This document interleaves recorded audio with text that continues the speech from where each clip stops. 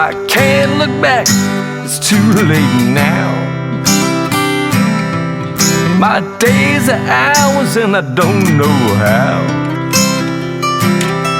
but I believe the great is still yet to come. I won't stop fighting, man, until I'm done. So welcome to the latest edition of The Breakfast Ball. I'm your host, Bob Cardia, and to my left, your right, the dashing Richie Stoltz, our number one assistant and all-around good guy. So today is called Get Off the Couch, which is actually a story near and dear to my heart, actually. I got another one of my dad's stories that I like to tell. But growing up, Gary Player was the model for practice and whatnot for me. And, well, I was like, you guys should know who Gary Player is, by the way. And the story that I tell probably every semester now for the past year and a half, 2 years is our Jack Nicklaus story. So if you don't know who Jack Nicklaus is, you surely don't know who Gary Player is. But I guess about a year and a half ago, maybe 2 years, I don't know, I said to a group of 20, 8 to 12-year-olds, does anybody know who Jack Nicklaus is? Expecting for everyone to say, yeah. And Richie, how many of the kids knew who Jack Nicklaus was? None of them. None of them. Zero, nada. After a couple minutes, actually a couple seconds, one kid raised his hand and said, Coach. He's like, wasn't that the guy in The Shining? So, okay, well, what's more alarming? That you had a class of kids that doesn't know who Jack Nicklaus is, or you've had an 8-year-old who's seen The Shining? Be nice to that kid for sure. But anyway, so Gary Player, one of the fitness gurus, probably the first fitness guru in golf, and one of the mentally toughest people that's ever played the game. He's a small guy, so they used to say, "Oh man, he's getting lucky." And they asked him about that one day, and he said, well, they tell me I'm lucky. He said, but the funny thing is, the harder I work, the luckier I seem to get, which is so true. Work hard, and if you work hard properly, you will get better. So the story I'm going to tell is about my father. So I love telling dad stories. So for those of you who are in our demographic, and Mary back there, who's also in our demographic, when we used to come home from school, there was the after-school special with, today I'm still just a bill and conjunction junction for those people who know what I'm talking about. But, the John Travolta movie, The Boy in the Plastic Bubble, which is crazy, but I used to watch those when I got home from school. So I'd make myself my green pea soup and my ham sandwich, and I'd sit and I'd dunk myself. Mary's making faces back there because she said that sounds awful. It does sound awful, but it was good, right? So I'm sitting there and drinking my soup, watching my after-school special, and my dad walks in, and he's like, son, why aren't you out practicing? Now, little known fact about my dad, our high school back in the 80s was thinking about canceling the golf program. And my dad, who was actually the coach at Rutgers prior to me, he went in and spoke to the school board. And he actually spoke to the local private golf course that we were using, or were going to use actually, because the golf course that we'd used in my freshman through junior years got bulldozed for a building project. Laurel Oak it was called. It got bulldozed.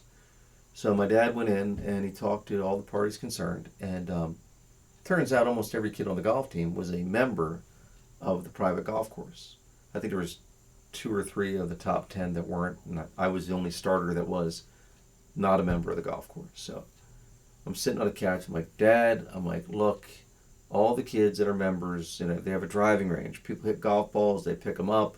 I'm sorry, for them, right? They pick them up for them. Right. Yeah. So my dad said, well, I bought you this brand new shag bag. And it was one of those old school big leather shag bags. And it's like, what you do, son, is you hit them and then you go retrieve them.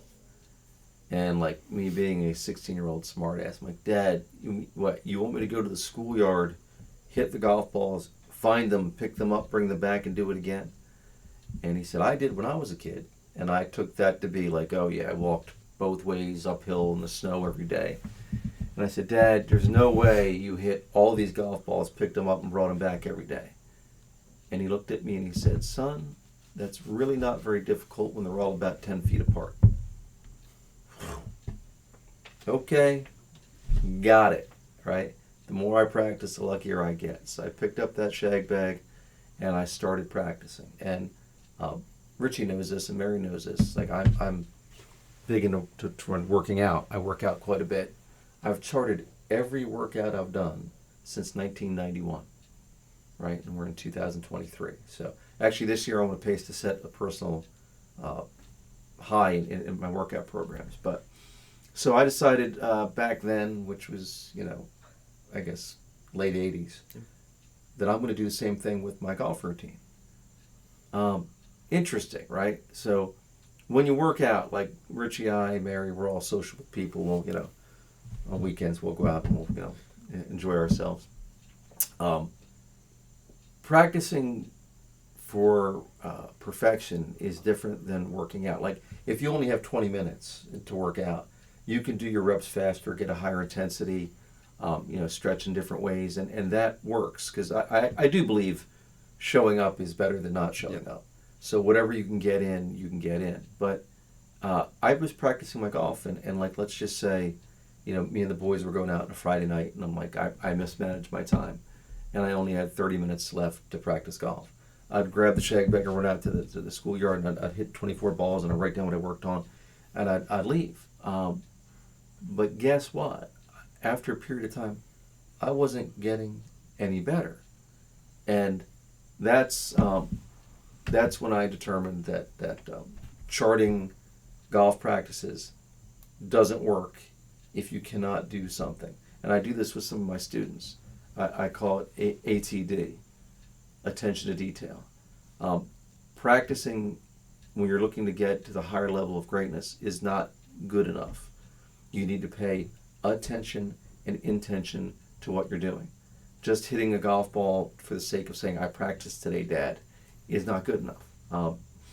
So I started to do things differently. Rather than, the guy, and you and I have a bunch of these students, the guy that comes to the driving range window, large bucket, and he has a driver and a 5-iron in his hand. Right? All day, right? See it way too often. Yes, and he'll hit 2 large buckets inside an hour. Like, that's not practicing. That's rapid fire. That's Pull and whack. Yeah, just pull. You're right. I'm not getting any better. Yeah, well, there's definitely a reason for that. So, that moment with my dad motivated me. Yeah. Motivated me to be a what my dad would call a student of the game. Like, it's not good enough to just practice, but it lit a fire underneath me in so many ways in my life that it was like one of those moments that defined motivation, but motivation in a productive manner, not just to show up, but to do. So I guess my first question for the dashing Richie Stoltz is, when was the first moment that you felt the most motivated? Tell me I can't do something. Yeah. Yeah. Mm-hmm. So you say I were to go play in a tournament and Coach Bob, for whatever reason, has no confidence in me to play in that tournament. Which wouldn't happen. No confidence to win. And he tells me that, well, I'm going to look at Coach Bob and I'm going to go, watch this. I got this. And that's going to motivate me up until that tournament to go get it done. Anytime you tell me I can't do something, that's when I'm the most motivated. Which I've found in all the years of coaching.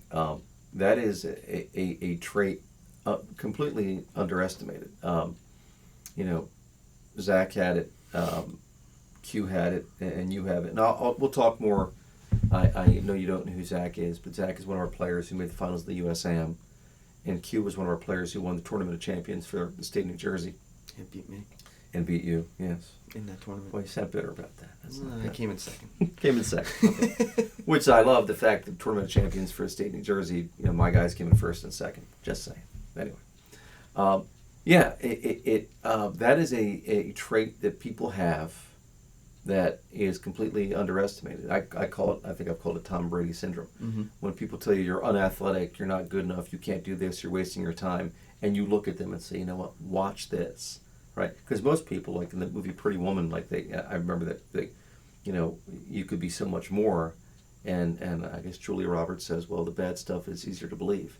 Yeah, damn right it is. But people that have that gene like you have it are a rare commodity and should be appreciated. So, question number 2, and I've already answered this for myself. What part of your daily routine would you be better without? Yeah, hitting the snooze. Yeah, and I know a lot of people are guilty of that one. Hitting the snooze. I don't do it every day. Yeah. But I do it relatively often. Typically speaking, if I work pretty late, say I'm working on stuff till 12 o'clock at night, and I try and get up for the gym in the morning, I might hit snooze a couple times. Yeah. And I notice when I wake up and I go, man, I just wasted another 30 minutes that I could have got stuff done later on. It kind of hindered my time for the day. Yeah.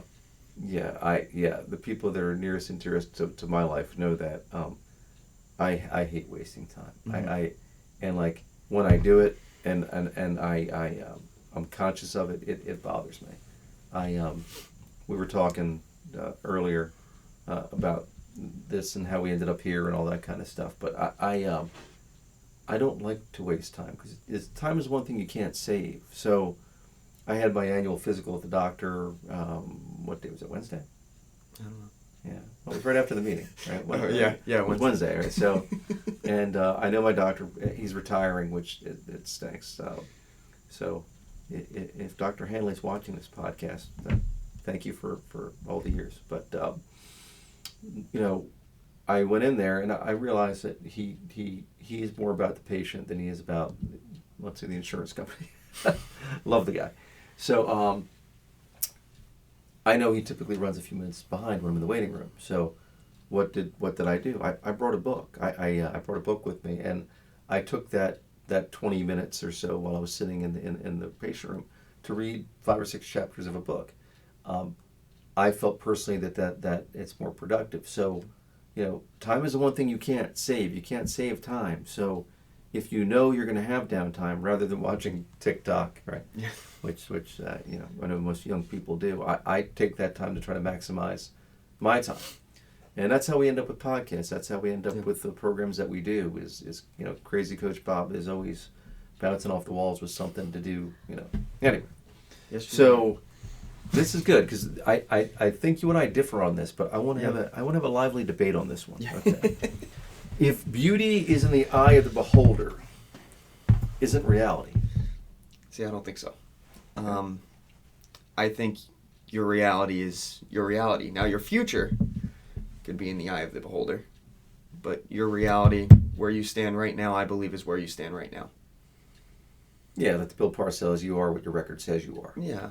And so this is a great lesson, I think, for everybody, really. It is, when we teach people, not everybody receives information in the same way. So my father had his doctorate in education. My mother was a school teacher. My ex-wife was a school teacher. I grew up in a house of school teachers. And, sometimes like magazines would come and I'd thumb through different things. And one was like, there's 4 different ways to learn, I think it was. And this is a long time ago. But basically, some people learn better by reading something. Some people learn better by hearing an anecdotal story. Mm-hmm. Some people learn by putting themselves in a better position, kinesthetically, I guess. And it was going through all these different ways of learning. So at the end of each golf lesson that Richie and I teach, I guess the worst, by the way, the worst lesson I ever had of anything, because I took up guitar later in life, I had a guitar instructor that I was working with, right? And it was a 30-minute lesson. And when I sat down, he flipped over the egg timer, right? And literally in 29 minutes and 59 seconds, when that last grain of sand went through the egg timer, he stopped in mid-sentence. Okay, see you next week. And I walked out. The man didn't really care if I learned anything. He just fulfilled his 30 minutes.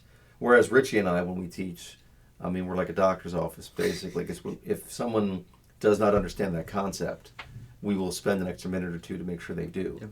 But what else we do is we write down. We give the student, homework. We have a specific homework, and it's old school, guys. But we have the triplicate copies. We keep one for ourselves, one the customer gets, and then one Mary gets to file through to make sure we're staying on top of the ball. Whenever she gets them from us. We ran.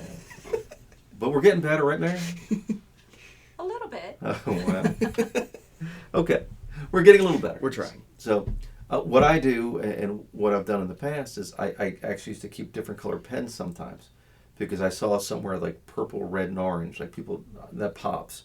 So sometimes I'd circle stuff like that. And then I'd draw diagrams where I'd write stories. Like one of our favorite stories, and you know, we say the most misunderstood word in golf is what? Swing. Swing. Yeah, it's the one. So Richie and I, you know, we're gonna do our boy band. We're gonna the monotones. Let it go, let it go. Sometimes we'll put that on the bottom, right? Yeah. Yeah. That's what we'll put on the bottom of a sheet. So, I guess long story short, there's different ways for people to learn, and it's our job to communicate that way. So my way, like when it says beauty is in the eye of the beholder, isn't reality.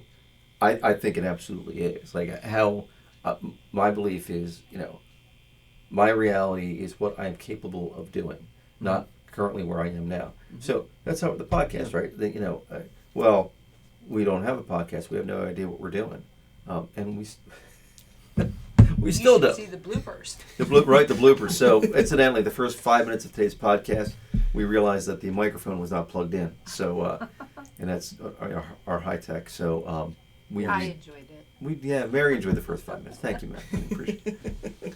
So my reality is the Eric Thomas example, a guy who basically had nothing and decided to do these podcasts, you know, every day for I guess over a year, and to preach his beliefs and what he thought and the whole 9 yards.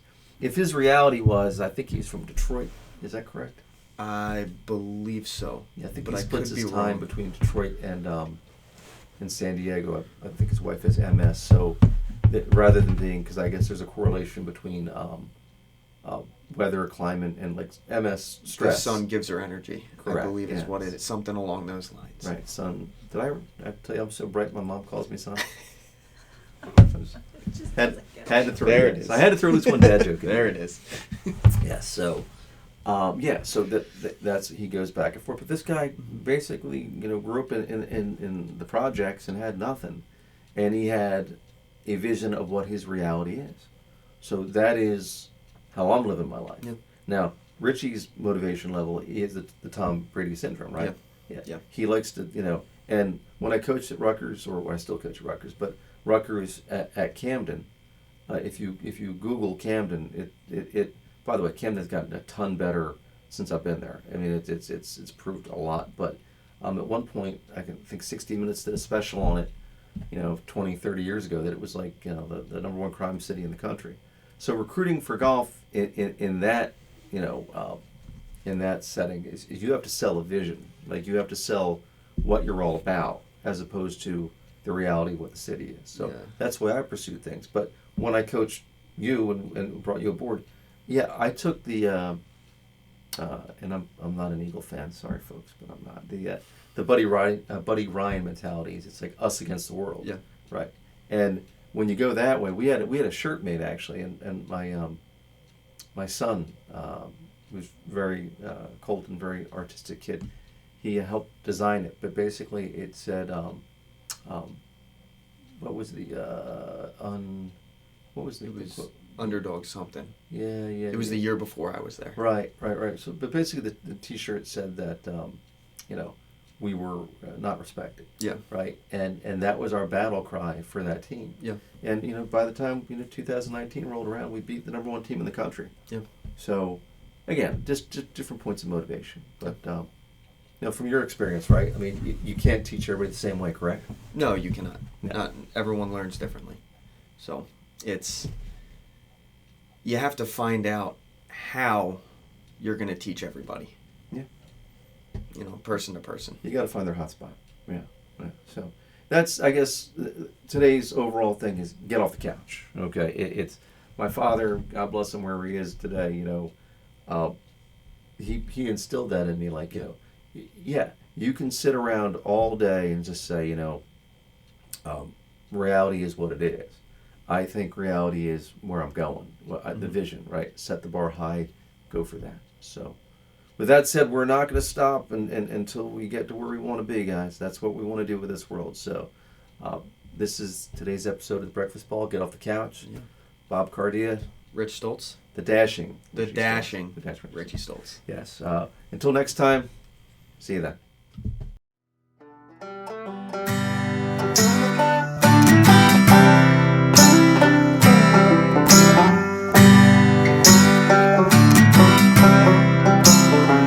Glass of bourbon, ha ha. My bourbon, ha ha. My bourbon, ha ha. Alcohol. Because no great story ever started with, I'll have a salad.